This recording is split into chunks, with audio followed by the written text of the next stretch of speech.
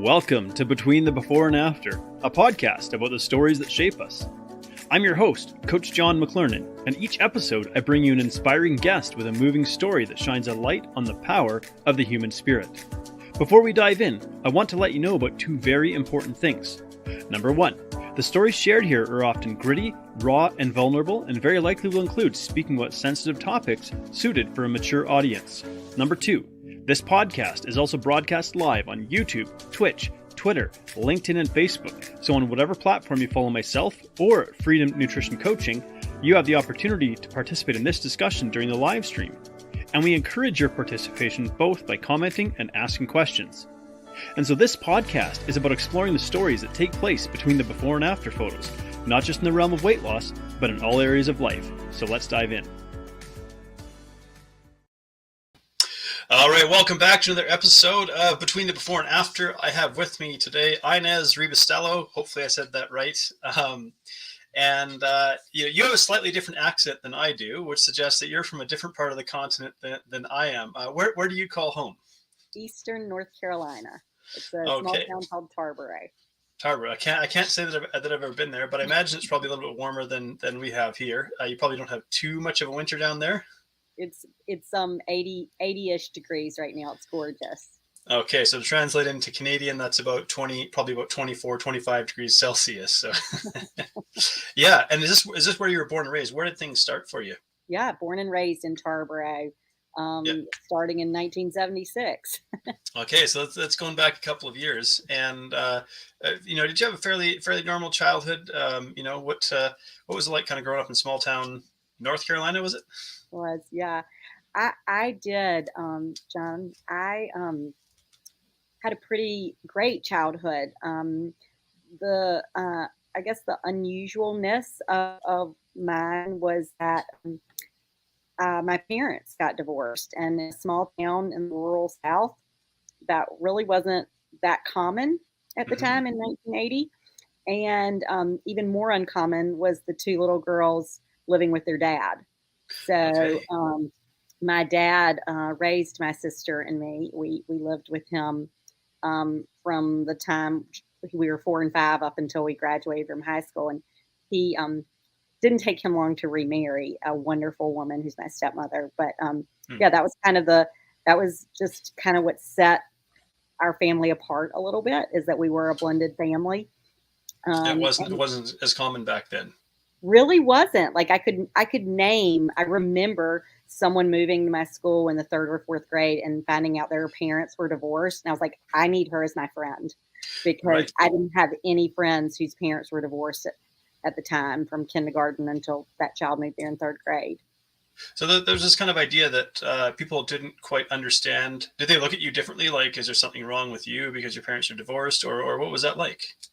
I really think a lot of the families had said, be super nice to those girls because their mom isn't with them. And we still went to see my mom on weekends and stuff. But I definitely think, there was a little bit of a spotlight on, they called me Iney, and my sister's name is Burton. But it was like, that they don't with their mom. And so I think kids were very aware of that, and were sensitive about that, fortunately. Yeah. So your dad was raising you, and was he raising you as a solo parent for how long before he found someone else that became your stepmom? For a little over a year. Okay. Yeah. So that was kind of challenging. I assume he was working at the time as well. So. He was. We laugh about that time. There are lots of adventures. He always says we were pretty much running the show, even at 4 and 5, and just living of the life of it. And he was young. He's 30 years old. And so I remember one time he really wanted to watch the Carolina football game. And so he put a rope in the kitchen between the back door and the den door, and let us put on roller skates and, skate around the kitchen floor. But he also gave us a gallon of Kool-Aid that we spilled all over the floor while we were doing it. So our skates were sticking to the floor. Man. I remember it like it was yesterday. Yeah. But you got fond memories of that. Yes. Yeah. And so, and you don't have to share anything, of course you don't want to, but, was there anything that sort of precipitated the split? And, what kind of relationship did you have with your mother as a child after the split? Yeah, they were super young. They were high school sweethearts, and it just, she found someone else and pursued that relationship, and it was kind of up and down. I mean, we were so little when it happened. I really waited until middle school to become resentful, Hmm. and we had a pretty tumultuous like relationship middle school age, and then I kind of got past that, and um, my mom is since married for the third time and is back in Tarboro with their third husband, who's also from here, and um, you know I have two young children, and or two children, not young Mm. anymore, but um, kind of They like feel like they're young, you know. yeah, I, dedicated to making sure that I have a healthy relationship with my mother, and Mm. also making sure that I've set boundaries where I don't, where I'm healthy too. Absolutely, yeah. So you kind of had this. I mean, it must feel a little bit different, being like, well, I go to see my mom on weekends versus all the other kids who are like, well, I just go home and mom is there. And then, a stepmom comes into the picture, and that can be a little bit awkward as well, because your dad's trying to move on with his life and trying to get, how did you start to form a relationship or a bond with your stepmom? What was that like? Yeah, so she had two children also, and we were all Okay. similarly. The four of us were same age, and we all lived together. Like they lived with their mom, we lived with our dad, and um, my dad and stepmother were committed from the very get go. Like, Mm, we love all of you the same. yeah. We're raising all of you. Like, there is no more his or hers. Yeah. And it was very clear in the way she treated us and disciplined us and loved us that we were just like her own children. Yeah. And there's always been a joke that she prefers me. Okay. Well, so she had a couple of children of her own coming into this relationship. Was it exciting, this idea of getting some new siblings? Yeah, I think there was excitement. I think there was fear. I think there was confusion. Um, Mm, I yeah, think definitely.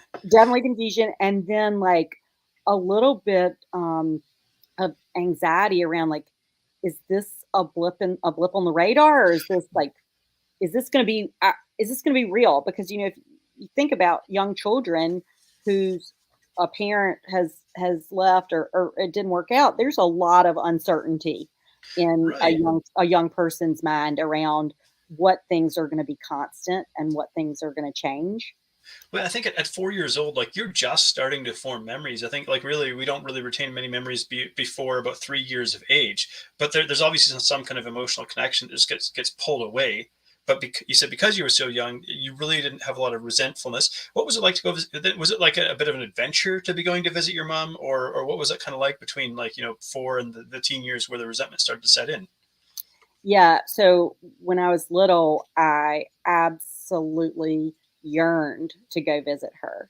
Hmm. And the real feeling that I try not to feel, but I remember clearly, and my stepmom actually coined it Sunday nightus, and it was the Okay. Sunday where I had to go back, and I would just feel this intense loneliness, and it was a very real feeling, like, of nausea, and Yeah. sadness.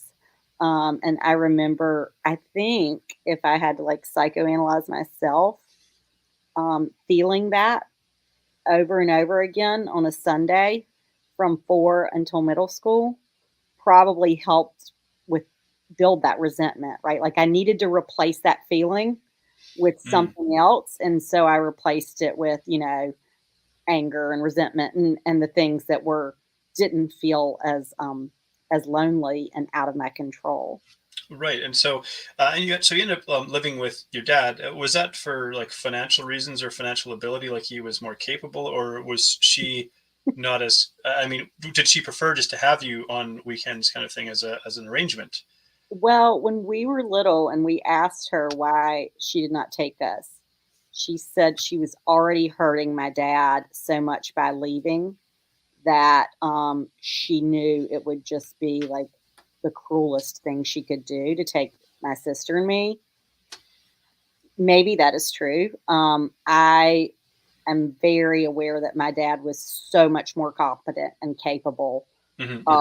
And financially, yes, absolutely. He definitely was at that time. Um, but also emotionally, he was able to, be a real parent and Mm. So, I mean, I think as an adult, you kind of look back and you reflect, and you just recognize that she wasn't really maybe in the place to be a full time competent mother at that stage in life that she was in. But as a child, that doesn't really register because you don't have the life experience to understand that yet. exactly. And my sister and I are a year and 20 days apart. Okay. And I remember when my daughter turned 1 year old and we were having a birthday party, and I said to my sister, I whispered to her, I all of a sudden have this like empathy for my mother, because if I was having a child 20 days from now, I might I might peace out too. Right? Like Right. that and people do have children a year and 20 days apart all the time, but I remember thinking, whoa, like I'm barely hanging on by a thread here with this 1 year old. Like I kind of for the first time can have some real empathy. Yeah, and that's quite interesting. I like how, or I appreciate, I should say, how as we age, we start to look back at maybe our childhood experiences, and it's wonderful when we can see through this lens of empathy or compassion. Really, um, okay, my parents were kind of doing the best they could with where they were at in Mm, life. Really, it wasn't necessarily that they had deliberately set out to hurt you or to ruin your life in some kind of way. It was just that was where they were at in terms of their coping ability. And yeah. so it's really interesting, the sort of visceral feeling that you would get every time you would leave your mom's place. I mean, did you obviously were to some degree happy at obviously living with your dad and with your stepmom there. So what was it that was like sort of most upsetting to be leaving behind?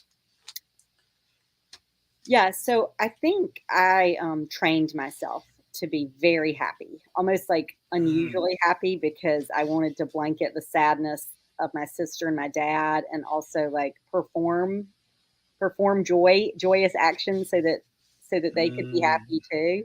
Um, you know, there's always if it's just one parent, you know, if it was always one parent, or if one parent leaves, or if one parent dies, I think the void is just you just feel it, right? mhm, Like mhm. you feel the void of not having one of those balancers. Yeah, Um, yeah. I was really fortunate. I mean, my father adored my sister and me.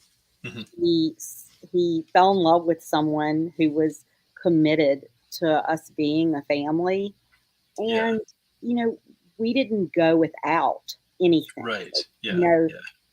in fact, I talk about it a little bit, but like I experienced what I coined the term country club Christianity, right? Like there's no reason not to believe, because I had everything I could possibly want or need, even without having a mother living with me. I Mm-mm. that was a void, but my family they were famous for count your blessings. We're too blessed. Right, right, right. They fed right into that whatever mentality that I know is. I try never to say now, Right. Okay. but So then, what age when you started these feelings of resentment start to come up? I guess at this point you're going through some physical and emotional changes, anyways, a transition in life, and maybe it gets more difficult to basically hold back these feelings. So they start to come out. What does that look like? yeah. So mine was triggered because my younger sister wanted to go live with my mother, and my father said no, and my mother took him to custody court, and it was a huge ordeal with lawyers and psychologists. And it basically, I was in seventh grade when it started, and then the court case was to be held in summer, between seventh and eighth grade. And I think that combined with like, hey, teenager, and Hmm. um, you know, all of a sudden I need to like show who I am, be more independent. All of that just came together, and absolutely livid, like just livid with my mother. Like, you're the one who left. You're the one who's disrupted this whole thing. Now we're coming back in again and disrupting it. Right. And What shifted for her that made her want to say, no, well, I want at least one of my, like, did she just want your sister and not you, or was it she wanted both of you, or what, like, and what shifted there? my sister said, I want to go, I want to come live with you. Oh, okay. So it's your sister that's Mhm. expressed that. Yeah, my sister said it. And, um, you know, who knows what the right thing to do was there, right? Like, I think Right. Yeah. Yeah. my mother wanted to show my sister that, you want to come live with me, I'll fight too. Um, it was a really, like, it's interesting because, well, we really don't talk about that period in life because now all of the grandparents live in Tarboro together and they're quite friendly. My daughter has said that my dad and stepmom have brought it up and said what a painful time that was for them. Right. Yeah. Yeah. And I guess so. So now, like, does your mom and your dad, they still live in the same town as well? Like, and did they have? So there's this court battle that takes place, and boy, that Mhm. can't be a lot of fun. And there's probably a lot of small town drama as well. And you're trying to go to high school, trying to be a teenager, and this courtroom battle is like playing out. Yeah. What's that like for you to experience?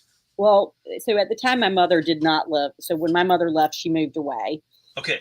It wasn't until after I graduated from college and actually moved to New York that she came back to Tarboro. But yeah, so I remember the Sunday night before the court case started, I was staying with my mom and she rented Kramer versus Kramer.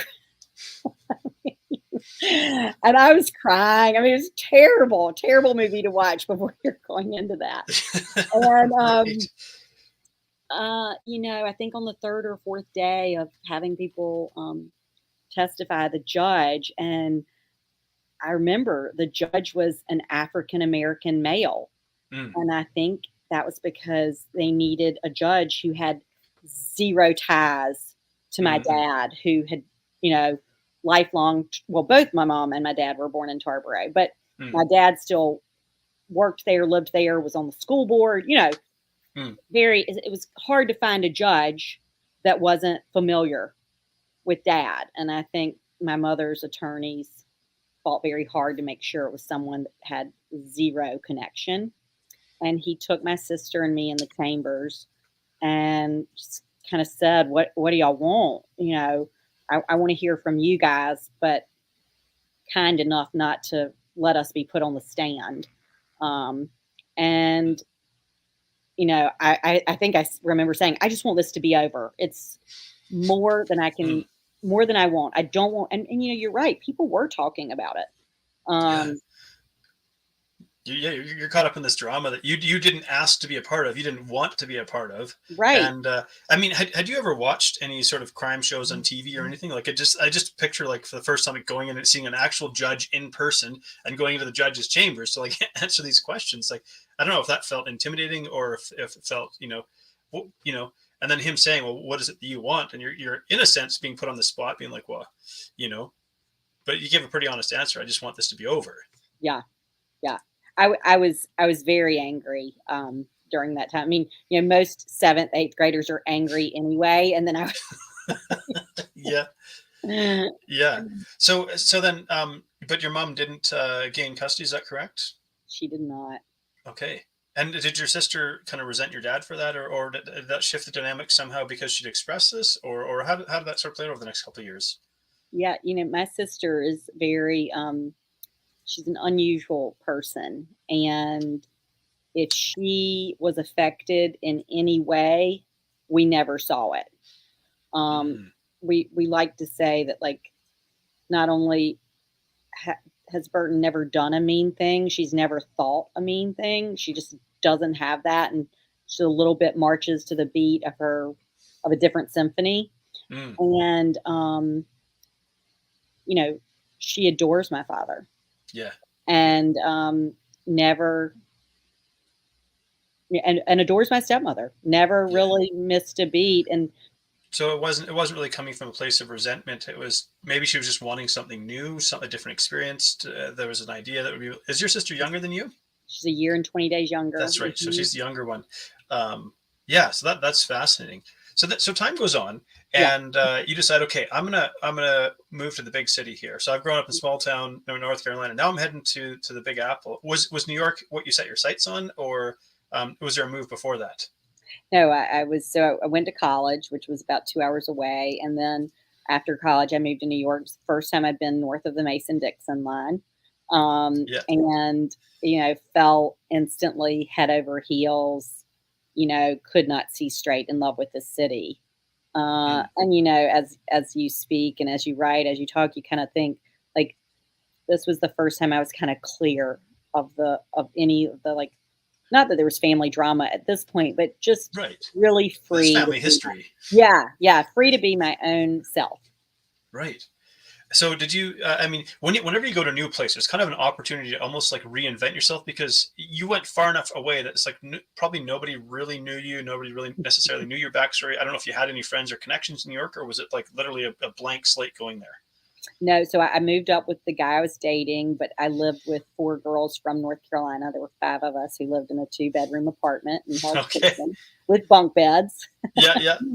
Well, that itself is quite an experience. Five of you jammed into a small apartment in New York, all with big dreams. Yeah, well, yeah, I think the plan was everybody was like, "Hey, we're gonna just give this a try for a year, maybe a year or 2 before we have to go back to North Carolina and, like, figure stuff out." But, I would say 2 of the girls were in graduate school, Okay. and then, 2 of them just kinda started with temp jobs, and I moved up to go to culinary school. Okay. And the big idea was that I was going to combine my new culinary education with my journalism degree and, host a show on the Food Network. Okay. You're going to become a food. I want to say a foodie with a platform. Yeah, the accent was not helping me, however. Did you ever try to alter your accent to Nope. no? So that's it. Mm-mm. This is who I am. This isn't changing. Yeah. And really, I think it's actually. I mean, I love accents. I love unique features about people, and my wife is from Australia, and so I think, well, I wouldn't want her to lose that. Actually, that's a part of her identity and who she is, and it shouldn't be. It should be celebrated, if anything. So you're going to culinary school, Mhm. and you set your sights. How far did you get with that? I guess you actually ended up finding a job in the World Trade Center. Is that right? Yeah. So I graduated. It was a 6-month program, culinary school. Found a part-time job at a wine store after school where I sold wine retail. And Hmm. by the end of it, I found out that I liked to drink more than I liked to cook. And Yeah. Okay. was Fair enough. was fortunate enough to ultimately, or in March of '99, to get a job as an assistant cellar master at Windows on the World on the top of One World Trade Center. The Um, top of. yeah, So 107th floor was the dining room. wow. Okay, that's way up there. So I mean, you come from small town North Carolina, and then you see these structures. I mean, like, what's the first thing that crosses your mind the first time you see them? Like these skyscrapers. Yeah, like I want to be up there. That was the first thing that crossed my mind. Yeah, and so the first you never felt nervous being up that high in those buildings. I didn't. No, Yeah. no, I felt very safe, um, very comfortable. Actually, like it was home.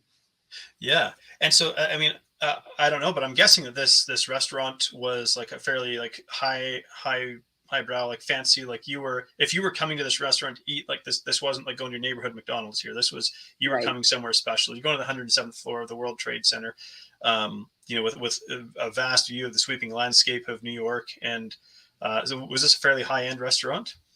It not only was the restaurant high end, but the bar, which was like super exciting for the .com age at the time, and Oh the yeah, bankers. big boom Um, there. you could not get on the elevator to go up to that floor, even if you wanted to go to the bar, if you had on sneakers or jeans. Right. So, and then to get in the dining room, you had to wear a jacket. It was the highest grossing restaurant in North America. Uh, in 2000 and 2001, and the second was Tavern on the Green, and it's where everybody wanted to go for the Yeah. view. And then the wine list was incredible. It was one of the largest wine lists on the East Coast, and had, just wines dating back to 1900. Wow. Okay.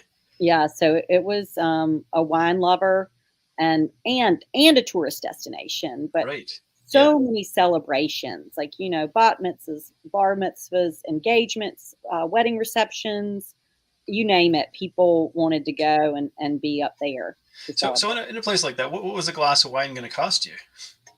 Um, Gosh, anywhere between $12 and $24 a glass. Yeah. What was the most expensive bottle that you ever sold? So I sold a bottle of 1945 Palmer that I think was 5,500, but we had a 1900 Chateau Mouton Rothschild for $10,000. Wow. Yeah, And I mean, a part of me goes like, my goodness, like that's a lot of money just to throw in a bottle of fermented grape juice, really. What is the appeal of something like that that makes somebody, maybe of course money isn't an object, but where I'm going to spend 10 grand on a bottle of wine that you might get 4 glasses out of? yeah. So grapes are the only fruit in the world who have the magical ability to smell and taste like many, many other things. I don't know if some people open a bottle of New Zealand Sauvignon Blanc and say they smell jalapeno, fresh cut grass, grapefruit. You can get all these extraordinary flavors from grapes that you cannot find from any other fruit. Like if I made a wine from apples, it would smell and taste like apples. Right.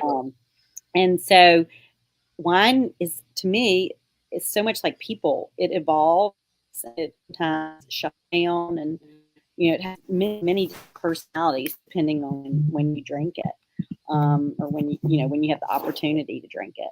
And so, it is unfortunately, obviously exclusive because Right. not Yeah. everyone can go and drop $100 or $10,000 on a bottle of wine. But some of those tastes can just be mind blowing, especially if you're in the experience of tasting regularly. Right. Because there's a whole like subculture around wine that like I feel like I know very little about, and I don't think my palate would be sensitive enough to even really appreciate these things. But you say like maybe tasting.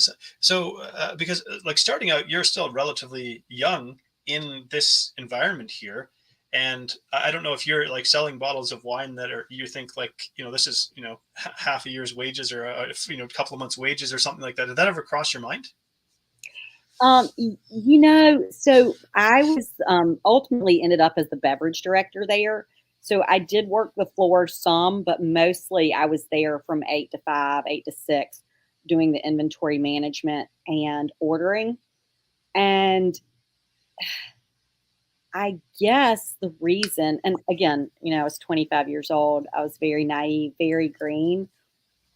But when I'm ordering these wines, like it doesn't seem wrong because we're selling it. Right. Yeah. When I would run the reports at the end of every month, what we're doing in wine sales was like huge. And it's much easier to make money in beverage than it is in food. Right. Yeah. So The margins can be much better. exactly. So, I guess I was thinking like, I'm sure there were thoughts. I'm like, wow, like this is a down payment for a large house in Tarboro. Right. Um, Yeah. And this is a bottle of wine that someone's spending this on. right. And yet at the same time, I don't like remember. I was just so in love with my job, so in love with like everything I was doing that I don't remember having anything but like joy surrounding it. And, quite frankly, wasn't really concerned with too much other than my like doing a great job and then going out at night and having a fun time. Right. In New York City. And Right. so you were for almost 2 years before the 9/11 happened, which I think everybody Mhm. everyone who's alive at that time has probably some memory of where they were when that took place. Like I remember I was in a computer lab at University of Victoria with my American friend beside me who said like our country's just been attacked. And I was like, what? I was 19 years old at the time when that happened, and trying to make sense of all of that. And so you actually weren't at work that day when this happened. Was there any particular reason why you happened to not be there? Yeah. So my sister had gotten married on September 8th, and I was the maid of honor in her wedding. Hmm. So I'd gone home, and, we spoke about blended family, but like even in my adult life, if I spent some time with my dad, the idea was to go and spend the same amount of time with my mom. And Right. so Yeah. I didn't come home a lot when I was working in New York. I was like working a pretty high intensity job. And so I Yeah. didn't take a lot of time off. Um, and so I came home that Wednesday and stayed with my dad and was in my sister's wedding. And then on Sunday, I went with my mom to the mountains and was going to fly back to New York on September 12th. Okay. And then you get the news that this takes place, and I imagine there's maybe a part of your identity that's wrapped up in this now, because you went from small town North Carolina to now you're the highest end of the high end here in this. And I think if I understand correctly, had you been there at the 107th floor when these towers were hit, it's probably a very low likelihood you would have got out. Is that accurate to say? No one got out who was working at Windows. Right. Yeah. So, and what does that make you? What do you feel like when you sort of think about that? What crosses your mind? For a while, I really resented that I wasn't up there, because it seemed so painful, Hmm. being, being on the other side of it and mourning and grieving. It's very dark, terribly, terribly low existence. And I remember thinking, like, life would be a lot easier if I'd been up there. So that you wouldn't have to feel everything that you were feeling. Right. Uh, well, I imagine what a lot of the staff that be working that day, people that were acquainted with, were friends of yours, or at least professional colleagues. Is that accurate? Yeah, Windows was a family. It was a big family. I mean, we had an employee cafeteria where we all ate breakfast, lunch, or dinner together, depending on what shifts we were working. Um, you Hmm. know, Many of us went out after a dinner shift and went to eat late night and hang out together. If I weren't with my roommates, I was with the people who worked at Windows. Right. Right. Um, and Did it feel like kind of like some of your family just got decimated in that incident? Yeah. And two of the people were in the beverage department one of them was working for me.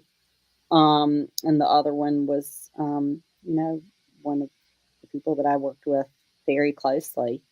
Um, and then, 80 others. Yeah. But I,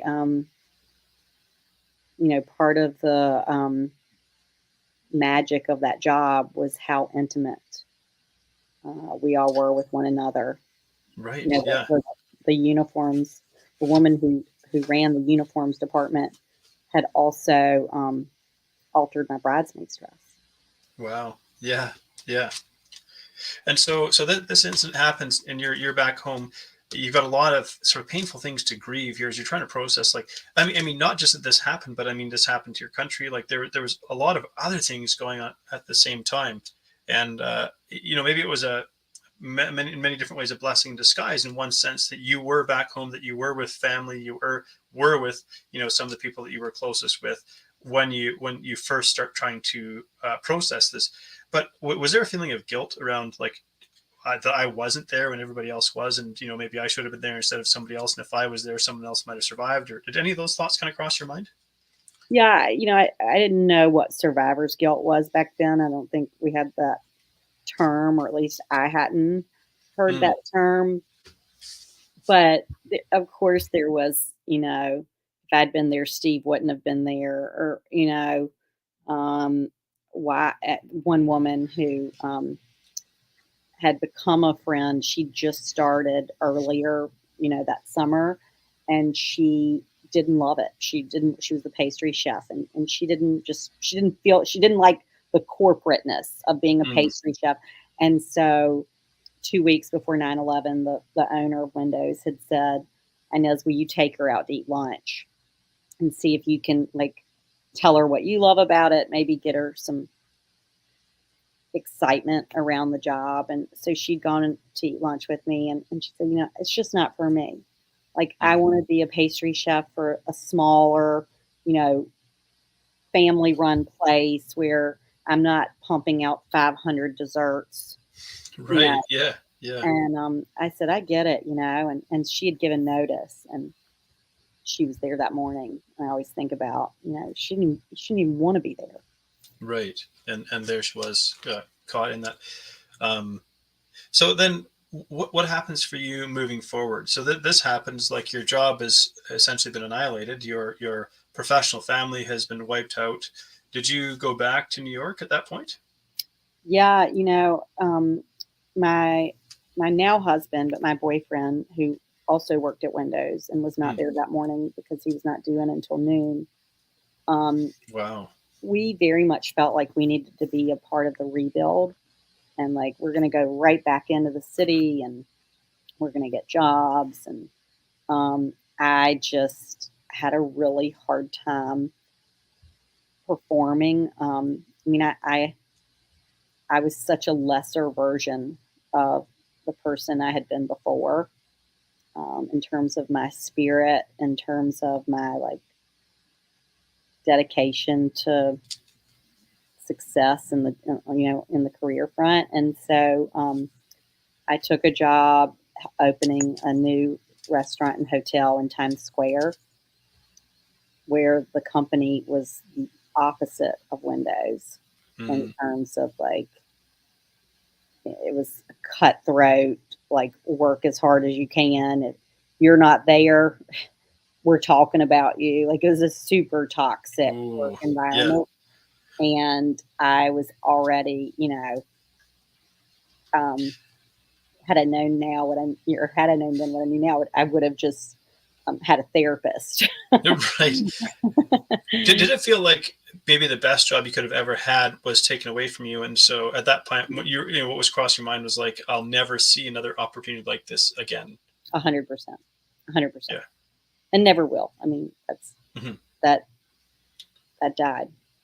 Yeah. So, there's like a metaphorical death, and there's a part of you that's just gone that like never comes back. And so, how many years did you stay in New York before deciding to move back to North Carolina? Months.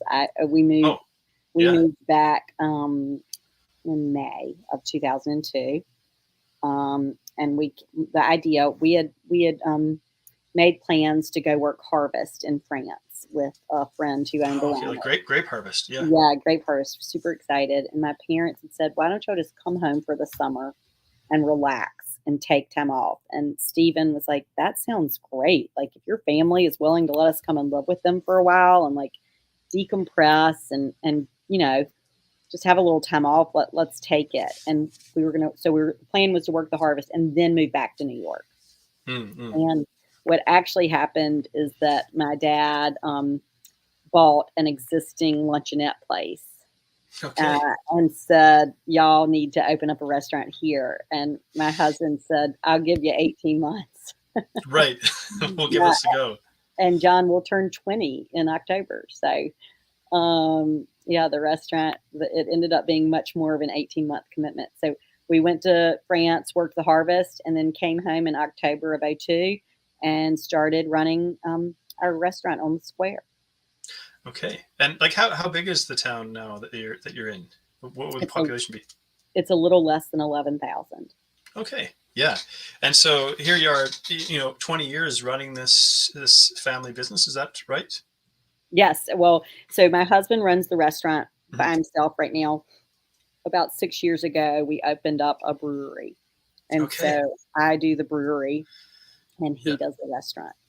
Very cool. So, you're rebuilt and you're doing something, I think, really kind of interesting and unique, and maybe never would have envisioned that you would have the opportunity to come back and sort of do this in your hometown. This probably wasn't what you pictured, or how you pictured things playing out. Not at all. Yeah. We're not in control. Yeah. And I think this is a challenging question, but it's like knowing what you know now, being where you're at now, doing what you're doing now. Is there any part of that you would change if you had the opportunity to?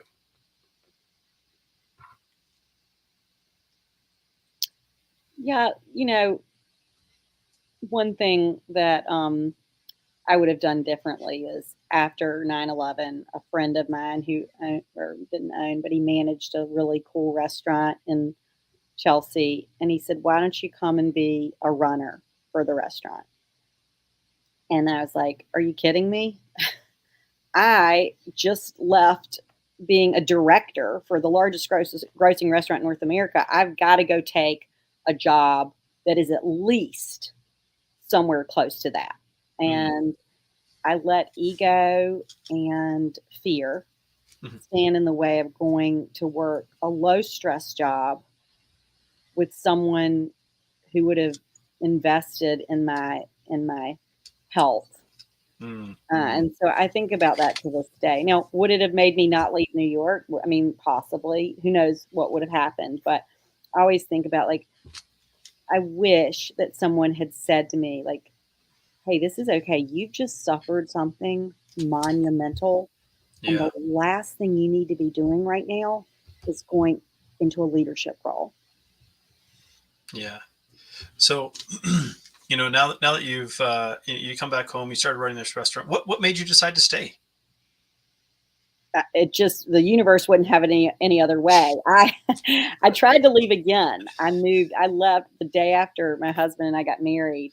I moved up to New Jersey to open up a casino and Hmm. run the wine program for 11 restaurants, and um, was doing that until I found out I was pregnant.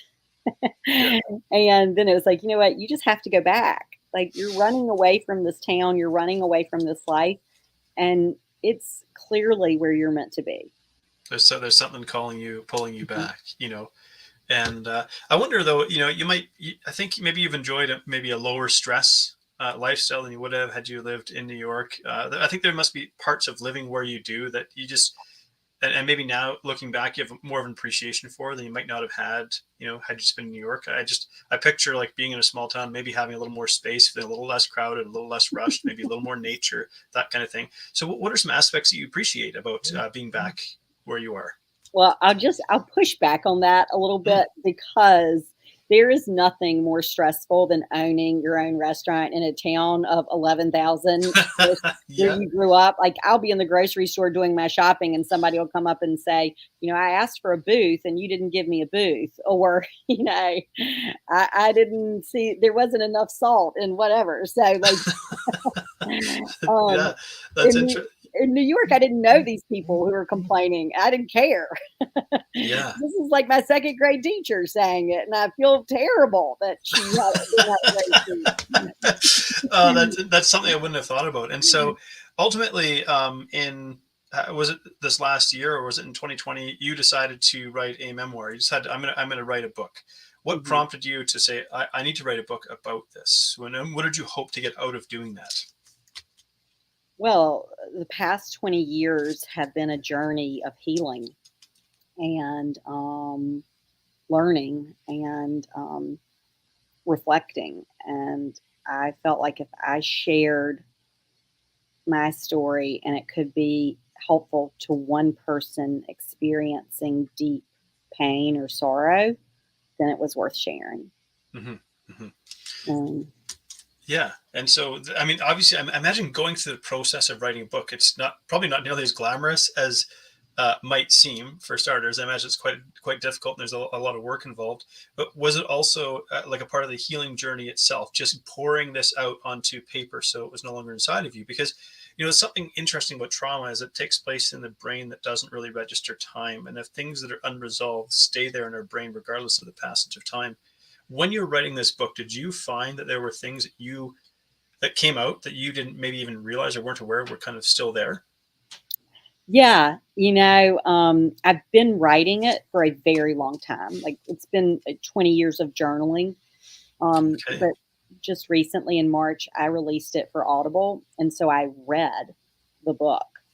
And I remember reading parts and being like, wow, I remember you were there in this point, but I don't remember that you knew you were in that point to write it down. If that makes sense. It's like I actually did write it down at some point when I was feeling it, and then went back and expanded on those feelings of sadness, Yeah. hopelessness, and then was able to also look back and say, you know what, you came out of it. Like it was hard. Right. It was hard and it was sad, and you didn't feel like you had anything left to give. And today, look, you're giving something. Yeah. And I think it really, it goes back to maybe even the heart of this podcast, which is like a testament to the power of the human spirit when we go through incredibly difficult things. And because there might be people that look at that and go, well, you weren't there in that incident. And it's like, yes, you didn't necessarily physically suffer as a direct result of what happened, but there was so many, like your entire path in life was altered. There was so many things that were taken away from you in that moment, far more so than maybe just somebody who read about it on the news on the other side of the country. It was, there was so much that was really taken from you in that moment. Looking back now, do you feel like I'm so grateful that I wrote down what I did, even if it was painful in that moment, that that you were journaling? Oh yeah. Yeah. I want to make sure that it's all there. It's important, just it's important for me, Mm-hmm. and then it's important that other people know, like out of the deepest, darkest place, there is always some way to the light. Mm-hmm. And you talk about the deepest, darkest place. What point in time do you feel like you kind of hit the lowest of the low? Because I imagine it takes time to even process all of these things. And first, there's the initial shock and the disbelief and the sense of grief and sorrow and loss. But was there a point after that incident where you felt like this was really my lowest point? Yeah, actually, it happened to be October 11th, about exactly a month, and I was sick. I had a terrible cold. I was in California. Stephen and I had driven across country so I could take this wine exam. And October 11th, restaurants across the United States were doing this Windows of Hope fundraiser where every restaurant gave 10% of the proceeds to victims of the families who had died at Windows on the World. Mm. And I was so sick, I couldn't smell, therefore I couldn't taste, but we felt obligated to go out to eat. Mm. And we parked in the middle lane on whatever the street was in San Francisco because everybody else had parked there. We didn't have a reservation. The place was packed. We ended up eating at the bar. Super depressing, like hearing people, other tables talking about, this was such a great night to go out to eat because they were giving back to these families. And when we finished dinner, we went outside and the car had been towed. And I just remember losing it. And it was rage. I mean, Right. just like, and it was pretty much 6 months of that. But I think that date is where sadness just turned to complete rage. Right. And I wonder, like sitting in that restaurant, listening to people talk on the other side of the country about this thing that happened. And probably many of them had maybe they've never been there, never experienced it. And so they're really talking about it kind of from afar, and there isn't nearly the same emotional connection. Did it feel painful listening to people discuss this thing that had such deep personal significance to you? And did it seem as though, I don't know, I don't want to use I don't know if callous is the right word, but it was, what did it feel like sort of listening to that? It seemed almost irreverent, right? Like, but it wasn't. It's not. I mean, it sounds Sure, yeah. judgmental on my part. Like, people were just again doing the best that they could. The whole world was upside down, and Right. everybody was shaken. Everybody was fearful. Like, I feel like there were a lot of times where I would say, "You can't be this sad. You didn't lose someone who was related to you, right? Like."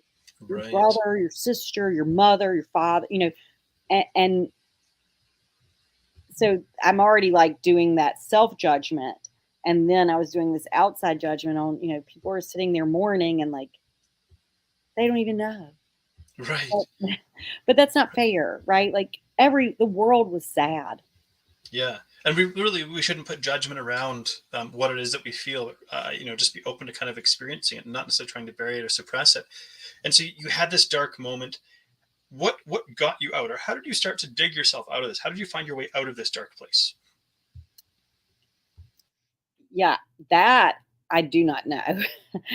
I just, would wake up and go through the motions and go back to bed. My real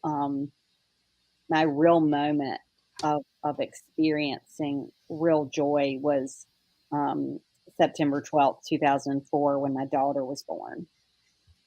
And Mm, then it was, oh my gosh, you know, this is the most beautiful thing that's ever happened to me. And I need to worry about someone other than myself right now. So there was a yeah. little bit of catapulting me out of that, like, Kind of sorrow. yeah, just getting you out of yourself. There's almost, I don't know if there's like a lesson in this. I'm just thinking, if for somebody else who might have been observing, looking on it, maybe been aware, maybe not aware of the depth of it, but aware that you're in this place, we're just feeling deep sorrow and mourning and so on. What did other people do for you in that place that was helpful? Wow, people were so kind. And whether they actually spoke these words or if they just said them with their eyes or with their just hugs, it was, you are going to get through this. Like, I felt like the entire town of Tarboro and my entire New York community and my entire family, like, they I felt their love wrapped around me Mm, the entire time. And even now, um, but yeah, they were all, at the time it was more writing, or mm. calling. There was no text and Yeah, email. Um, like, we love you. yeah. And I think that in itself is really something, a powerful takeaway, because maybe there's a feeling like this big, vast, significant thing has happened and it's so beyond even our capacity to comprehend.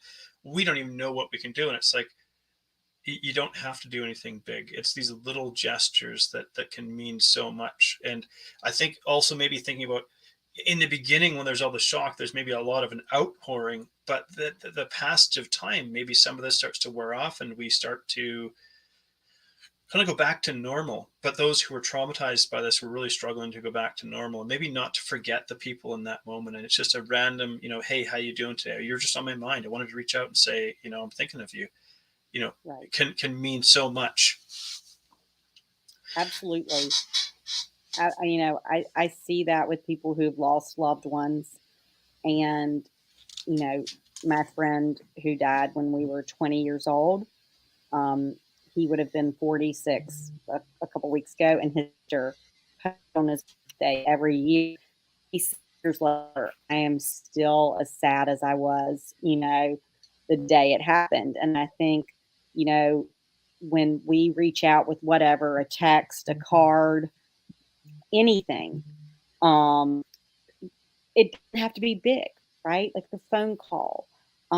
It means so much that you haven't forgotten something horribly painful that someone experienced. Absolutely, yeah. And I just had the thought, because it's a part of your story that we missed, but really just so you had a friend who passed away at the age of 20. That in itself was maybe one of your first significant experiences with deep grief. I don't know if that's right, but that's quite something to even go through, because at that age we think we have our whole life ahead of us. Yeah. There were five 20, 21 year olds who were killed in a fire on campus on Ooh, the Saturday night before Mother's Day. It was, and college graduate. It was terrible. It was one of yeah, those yeah, awful, awful, awful moments. And yeah. John, I mean, this, they're happening all the time. Like, last year, my 4 out of 5 children were in a car accident. And they were killed, and they were 17 years old, and it was the Thursday before high school graduation. And Yeah. the parents are my friends, and I just hurt with them. Hmm. And this year, their son would have been graduating. The first Mother's Day is coming up, and I like, as someone who loves deeply, I wish I could take some of that pain away from them. Isn't that something there's something within the human condition that we think if we could, we would, but and it's maybe that we can't take that pain away necessarily, but we can make it a little bit easier by them not feeling like they're alone in this experience. Because I imagine there's a sense of like, nobody knows what I'm going through. Nobody feels what I'm going through right now. And I think maybe we could say, well, you don't have to know exactly what they're feeling or going through to be a help to someone. Just being present with them can already have a significant impact. For sure. Yeah. So as we're wrapping up here, and I appreciate you being, sharing so much. There's a very interesting story you have here. If people decide they'd like to know more and they want to get their hands on a copy of your book, where do they find this? Called Life After Windows by Inez Ribustello, and I support local independent bookstores, and anybody can find them there. Ask your local independent bookstore to pick it up. That's amazing. And so if you were just to, now condense a lot of what you shared here, your life experience, what you've kind of gained going through all of these difficult experiences, into something that somebody could maybe take away as maybe just an actionable step or piece of wisdom, a little nugget of wisdom, what would you like to share with people? It's something my dad told me, and when you are feeling sad, go and do something kind for someone else, and it will turn around the moment, the day, the week for you. There's always somebody who needs a little piece of kindness, and so that's amazing. Go find them. Yeah. Well, thank you so much, Inez, for being so open and willing to share. It's an absolute pleasure chatting with you, and I really do appreciate that. Thank you, John. I appreciate you. Thank you so much for tuning in to Between the Before and After. If you've enjoyed this episode, please like, share, subscribe, or leave a review, because that helps this podcast to reach and inspire more people. I love exploring the stories that take place between the before and after, the powerful experiences that shape who we become. And I love human potential. I love the possibilities that lie within us. So whatever you may be up against, I hope these stories inspire you, because if you're still here, your story's not done yet, so keep moving forward. Anyone can come from any place of brokenness and destitution and build an amazing life.